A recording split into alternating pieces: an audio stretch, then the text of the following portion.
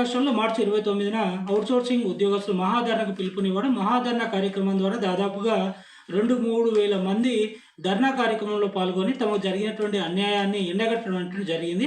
అదే వేదిక మీద పులి లక్ష్మయ్య ఆధ్వర్యం లోపల అవుట్‌సోర్సింగ్ ఉద్యోగస్తులు ప్రభుత్వాన్ని హెచ్చరిక చేయడం, తమకు న్యాయమైనటువంటి ఉద్యోగ జీతాలు ఇవ్వడం, అదేవిధంగా ఏజెన్సీ వ్యవస్థను రద్దు చేసి కార్పొరేషన్ ఏర్పాటు చేయాలని చెప్పేసి న్యాయమైనటువంటి డిమాండ్లను కోరడం అనేటువంటి జరిగింది. నా పేరు ఎం నరసింహరావు. నేను సమాన హక్కుల సవరణ చట్టానికి జాతీయ అధ్యక్షుడిని. సమాన పనికి సమాన వేతనం కావాలని చెప్పేసి ఉద్యమం చేస్తున్న జాతీయ నాయకుడిని.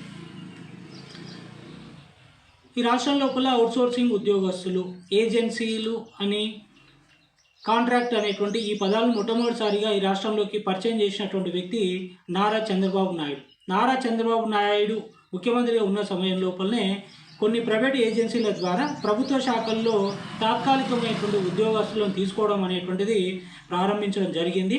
ఆ ఏజెన్సీలకు ఇతను డబ్బులు ఇచ్చి, జీతాలు ఇచ్చి, నెలసరి జీతాలు ఇచ్చి, మరి ఎలాంటి అలయన్స్ లేకుండా తక్కువ జీతాల చేత తాత్కాలికంగా మరి కొంతమంది ఉద్యోగస్తులను చేర్చుకోవడం కోసం పెట్టినటువంటి ఏజెన్సీ వ్యవస్థనే అవుట్‌సోర్సింగ్ ఏజెన్సీ వ్యవస్థ.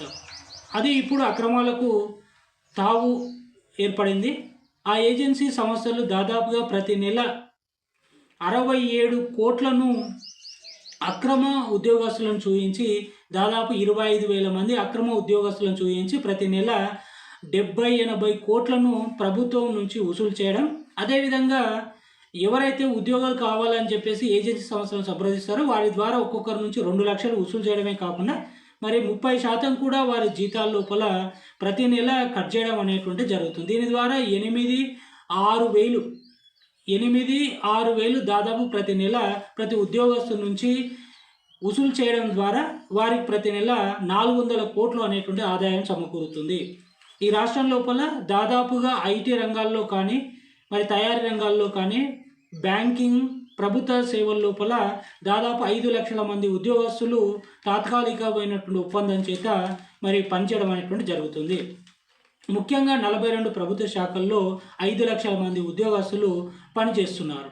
అయితే ఇక్కడ ప్రతి నెల ప్రభుత్వము ద్వారా ఏజెన్సీ సంస్థలు పొందుతున్నటువంటి ఆదాయం 400 కోట్లు పైన, అక్రమంగా ఉద్యోగస్తుల ద్వారా 70 కోట్లు, అంటే దాదాపుగా 500 కోట్లు ప్రభుత్వం నుంచి వచ్చేటువంటి ఆ డబ్బులు ఉద్యోగస్తులకు పోయేటువంటి డబ్బులను ఏజెన్సీ సంస్థలు అనేటువంటివి మరి సంపాదిస్తున్నాయి.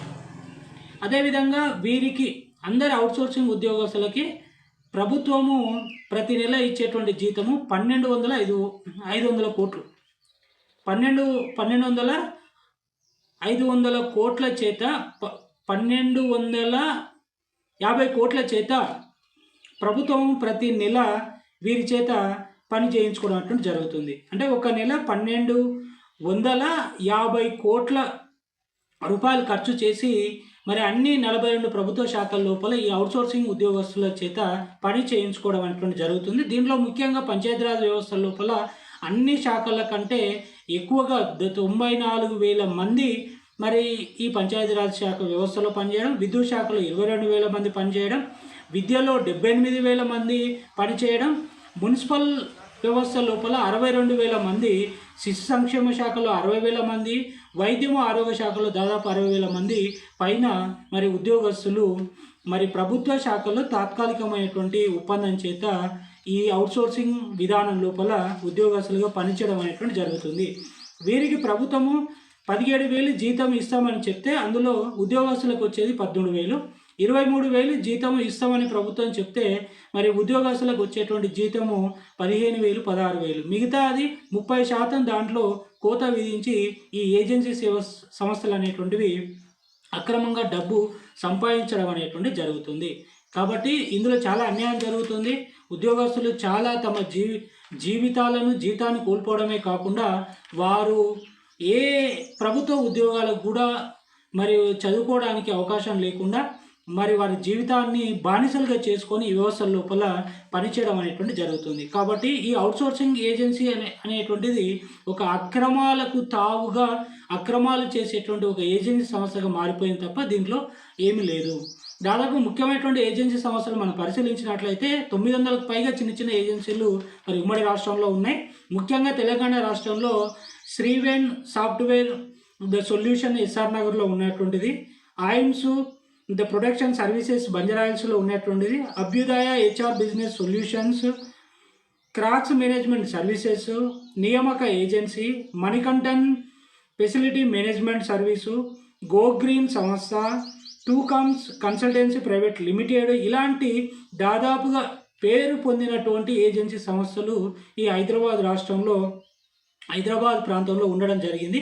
ఈ తెలంగాణలో ఈ ఏజెన్సీల ద్వారా ఆంధ్ర ప్రాంతం నుంచి ఎక్కువగా ఉద్యోగస్తులు ఈ అవుట్సోర్సింగ్ ఏజెన్సీలో పనిచేయడమే కాకుండా ఇతర రాష్ట్రాల నుంచి వచ్చినటువంటి వాళ్ళు కూడా ఈ ఏజెన్సీలను సంప్రదించి వీరికి ఉద్యోగాల నిమిత్తమై ఉద్యోగాల్లో చేర్చుకోవడం కోసం దాదాపు 2 లక్షలు 3 లక్షలు డబ్బులు వీళ్ళకి పే చేసి 30% జీతాన్ని కోత విధించుకొని దాదాపుగా 12,000 13,000 తక్కువ అతి తక్కువ జీతాలకు పనిచేసేటువంటి ఉద్యోగస్తులు నియమించేటువంటి సంస్థలుగా ఇవి ఉన్నాయి. ఈ అన్ని ఏజెన్సీ సంస్థల వెనక మినిస్టర్లు, ఎమ్మెల్యేలు, బడా పారిశ్రామికవేత్తలు ఈ సంస్థల వెనుక పనిచేయడమే కాకుండా ఈ సంస్థలను రన్ చేసేటువంటి వాళ్ళు మొత్తం కూడా నాకు తెలిసి తెలంగాణ రాష్ట్రానికి సంబంధించినటువంటి వ్యక్తులు కాదు. ఈ ఏజెన్సీ వ్యవస్థ అనేటువంటిది మొత్తం కూడా చంద్రబాబు నాయుని కనుసన్నాల్లో ఆంధ్ర ప్రాంతానికి సంబంధించినటువంటి నాయకులు, బడా నాయకుల కనుసంధానం లోపల పనిచేసేటువంటి సంస్థలు ఆంధ్ర రాయలసీమ ప్రాంతం వారికి ఉద్యోగాలు కల్పించడం కోసం ఈ రాష్ట్రం లోపల ఏర్పడినటువంటి సంస్థలు. అంటే దాదాపుగా 5 లక్షల మంది ఉద్యోగస్తుల్లో ఎక్కువగా వేరే రాష్ట్రాలకు సంబంధించినటువంటి ఉద్యోగస్తులు ఉన్నారు. తెలంగాణ రాష్ట్రానికి సంబంధించిన ఉద్యోగస్తులు చాలా తక్కువ. అంటే ఇది ఒక అక్రమాలను, వలసలను ప్రేరేపించడమే కాకుండా బానిస బతుకులను కల్పించడమే కాకుండా అక్రమ ఏజెన్సీల ద్వారా కోట్లాను కోట్లు ప్రతి నెల 500 కోట్ల రూపాయలు కూడా అక్రమంగా వసూలు చేసేటువంటి ఏజెన్సీ సంస్థలే మరి ఆంధ్ర రాయలసీమ నాయకుల చేత నడపబడుతున్నటువంటి ఏజెన్సీ సంస్థలు. దీంట్లో దాదాపుగా 5 లక్షల మంది ఉద్యోగస్తులు బలి అవుతున్నారు.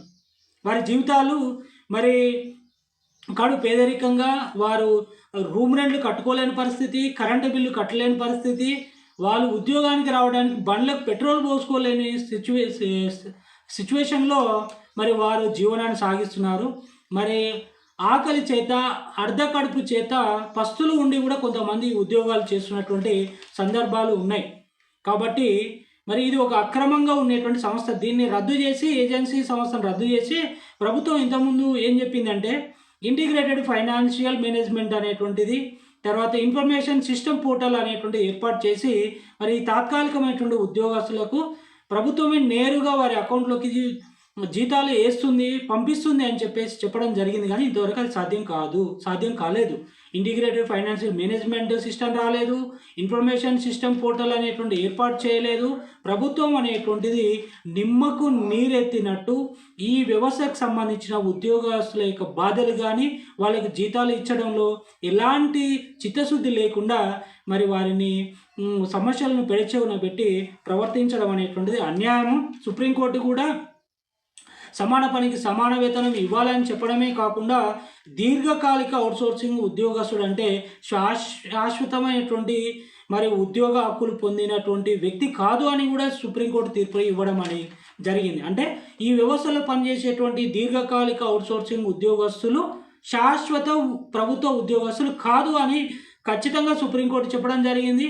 వారికి సమాన పనికి సమాన వేతనం ఇవ్వాలి అని చెప్పడం జరిగింది. వాళ్ళకు జీతాలు ఇవ్వకుండా, ఈఎస్ఐ కట్టకుండా, పిఎఫ్ అనేటువంటి కట్టకుండా, డాక్యుమెంటేషన్ అనేటువంటిది లేకుండా ఈ వ్యవస్థ ద్వారా వలసలను అక్రమంగా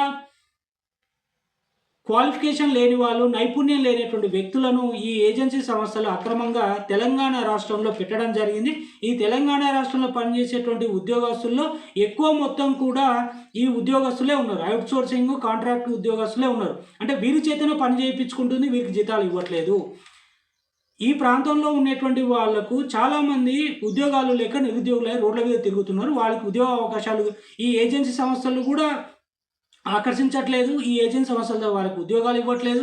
వారు ఈ ఏజెన్సీ సంస్థలకు 2 లక్షలు 3 లక్షలు ఇచ్చేటువంటి ఆర్థిక స్తోమతలు లేక వారు ఈ చిన్న చిన్న చితక MSc, BEd, PhD, BTech, MTech చేసినటువంటి వాళ్ళు ఈ చిన్న చితక ఉద్యోగాలు చేయలేక రోడ్డు మీదనే ఇప్పటికి తిరుగుతూ మరి నిరుద్యోగులుగానే శాశ్వత నిరుద్యోగులుగా ఉన్నారు. మరి ప్రభుత్వం ఉద్యోగస్తులకి మరి ఈ ప్రాంతం లోపల మరి న్యాయం చేయట్లేదు. ఉద్యోగస్తులను అసలు నోటిఫికేషన్లు వేసి వాళ్ళను నియమించుకోవట్లేదు. ఉన్న ఉద్యోగస్తులు కాంట్రాక్టు అవుట్సోర్సింగ్ ఉద్యోగస్తులు వీరు వేరే ప్రాంతం నుంచి వచ్చినటువంటి వలసల్లో ద్వారా వచ్చినటువంటి వాళ్ళు ఎక్కువగా ఉన్నారు. వీరి ద్వారానే తక్కువ జీతాలకు పనిచేయించుకొని ప్రభుత్వం తూతు మంత్రంగా పనిచేస్తుంది తప్ప న్యాయమైన నాణ్యమైన మరి క్వాలిటీ ఉన్నటువంటి ఉద్యోగస్తులను తీసుకోవడం అనేటువంటిది జరగట్లేదు.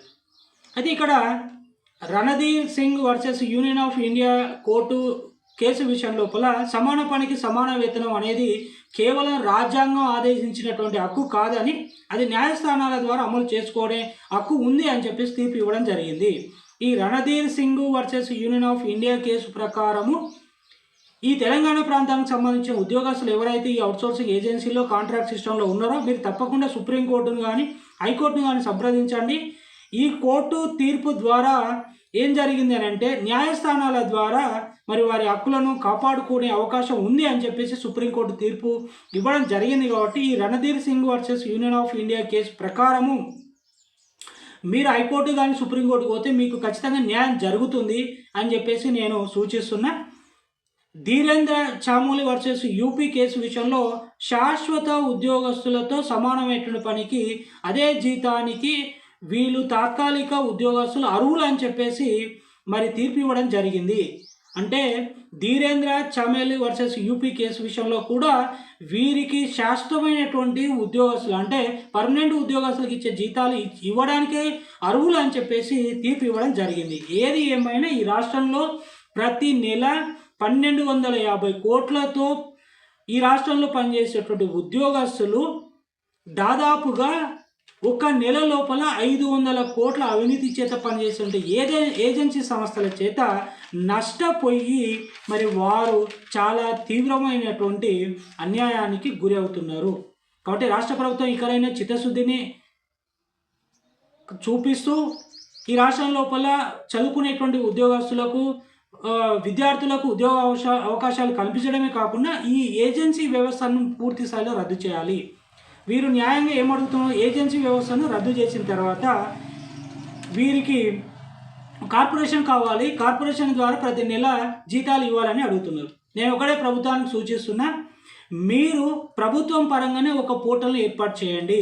ఇంతకుముందే అన్నారు, ఏమని చెప్పిండ్రు, ఇన్ఫర్మేషన్ సిస్టమ్ పోర్టల్ని డెవలప్ చేస్తామని. ఇన్ఫర్మేషన్ సిస్టమ్ పోర్టల్ ద్వారా ఈ రాష్ట్రంలో ఉన్నటువంటి నిరుద్యోగుల చేత అప్లికేషన్స్ తీసుకొని వారికి వివిధ ప్రభుత్వ శాఖల్లో 42 శాఖల్లో పనిచేసేటువంటి అవకాశం ఉన్నటువంటి ఉద్యోగాలను ఫిలప్ చేసి ప్రతి నెల శాశ్వతంగా అంటే పూర్తి స్థాయి ఉద్యోగానికి ఇచ్చేటువంటి జీతం ఇచ్చి వారికి ఇచ్చేటువంటి ఈఎస్ఐ, పిఎఫ్ అనేటువంటి అలయన్సులు డాక్యుమెంటేషన్ వెరిఫికేషన్ చేసి ఇంటర్వ్యూ ద్వారా మరి ఈ పోర్టల్ ద్వారా వారికి ఉద్యోగ అవకాశాలు కల్పించి ప్రతి నెలలో మొదటి రోజునే వారికి ఉద్యోగస్తులకు జీతాలు ఇచ్చేటువంటి ఒక ఏర్పాటు అనేటువంటి చేయాలి. ఇన్ఫర్మేషన్ సిస్టమ్ పోర్టల్ను డెవలప్ చేయాలి, ఖచ్చితంగా డెవలప్ చేయాలి. సీఎం సీట్లో కూర్చొని నిద్రపోవడానికి కాదు, సీఎం సీట్లో కూర్చొని ఉత్తమ మాటలు మాట్లాడి కాలయాపన చేయడానికి కాదు ముఖ్యమంత్రి రేవంత్ రెడ్డి. నీకు ఒకటే చెప్తున్నా, నీ కులం వాళ్ళు ఎమ్మెల్యే అయితే నీ కులం వాళ్ళు వచ్చి నీ అంచున కూర్చుంటేనే నీవు ముఖ్యమంత్రి అయినావు తప్ప నీకు ఈ ప్రాంతంలో బీసీ సామాజిక వర్గం వాళ్ళు కానీ ఎస్టీ సామాజిక వర్గం వాళ్ళు నీకు ఓట్లు వేయలేదు, నిన్ను ముఖ్యమంత్రిని చేయలేదు. నీవు కులానికి కులతత్వం వల్ల వచ్చినటువంటి వ్యక్తివి, నీవు మాయ మాటలు బోగస్ మాటలు మాట్లాడి వచ్చినటువంటి వ్యక్తివి.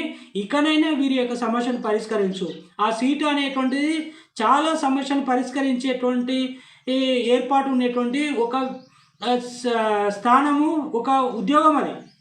దాన్ని నువ్వు అపహేళన చేస్తున్నావు. చాలామంది కూడా ఆ స్థానంలో కూర్చున్న వాళ్ళు ఆ సీటుకు ఉండేటువంటి విలువను తీసేసిండ్రు. నీవు కూడా ఆ విలువను తీసేసినావు. అసలు ఈ ఉద్యోగస్తులను పట్టించుకోకుండా ఈ రాష్ట్రం లోపల ఉద్యోగస్తుల చేత పని జరగట్లేదు. అసలు అంత అవినీతిమయం, ఉద్యోగస్తులు అంటే అవినీతిమయం. ఎక్కడ ఏ వ్యవస్థను చూసినా, ఏ ప్రభుత్వ రంగ సంస్థను కదిలించినా కానీ అవినీతి, లంచాలు తప్ప మరొకటి లేదు. రాష్ట్రంలో అభివృద్ధి అనేటువంటిది ఊసే లేదు. కాబట్టి ఇకనైనా ఇన్ఫర్మేషన్ సిస్టమ్ పోర్టల్ డెవలప్ చేసి ఆ సిస్టమ్ ద్వారా 42 ప్రభుత్వ శాఖల్లో నీ ఉద్యోగస్తులను, తాత్కాలిక ఉద్యోగస్తులను తీసుకుంటున్నావు. తీసుకో, మేము కాదనట్లేదు. నీ చేత కాదు. ప్రభుత్వ ఉద్యోగస్తులను పెట్టనీకి నీ చేత కాదు. వాళ్ళకి జీతాలు వేయనీకి నీకు చేత కాదు. నీవు ఏంటి పనికిరావు. నువ్వు ఒక దద్దమ్మవు. ఈ ప్రభుత్వం అనేటువంటి ఒక దద్దమ్మల చేత ఉన్నటువంటి రాజకీయ వ్యవస్థకు సంబంధించిన పార్టీ తప్ప, ప్రభుత్వం తప్ప మరొకటి కాదు. ఇక్కడైనా మీరు ఇలాంటి పోర్టల్ని డెవలప్ చేసి తాత్కాలికంగా వారిని నియమించుకున్న రెగ్యులర్ ఉద్యోగస్తులకు ఇచ్చేటువంటి జీతాలు ఇవ్వండి. వారికి అన్ని అలయన్సులు, పిఎఫ్ కానీ, ఈఎస్ఐ కానీ, వారికి జీతభత్యాలు అన్నీ కూడా మరి శాశ్వత ఉద్యోగస్తులకు ఉండేటువంటి అవకాశం ఏ విధంగా ఉంటుందో అదే రకమైనటువంటి అవకాశాలు కల్పించి మరి వారికి న్యాయం చేయాలి. వాళ్ళు కార్పొరేషన్ అడుగుతున్నారు. నాకు కూడా తెలిసిన ప్రకారం కార్పొరేషన్ కరెక్ట్ కాదు. ఒక పోర్టల్ని డెవలప్ చేసి అప్లికేషన్స్ తీసుకొని తెలంగాణ ప్రాంతానికి సంబంధించినటువంటి వారికి మాత్రమే ఉద్యోగాలు ఇవ్వండి. వేరే ప్రాంతాల వారికి ఉద్యోగాలు ఇస్తే ఖబర్దార్ అని చెప్పేసి నేను హెచ్చరిస్తున్నా. వేరే ప్రాంతం వారికి ఉద్యోగాలు ఇవ్వకండి. ఈ ప్రాంతం వారికి మాత్రమే ఉద్యోగాలు ఇవ్వండి. వీరికి న్యాయం చేస్తారని ఆశిస్తూ ముగిస్తున్నా.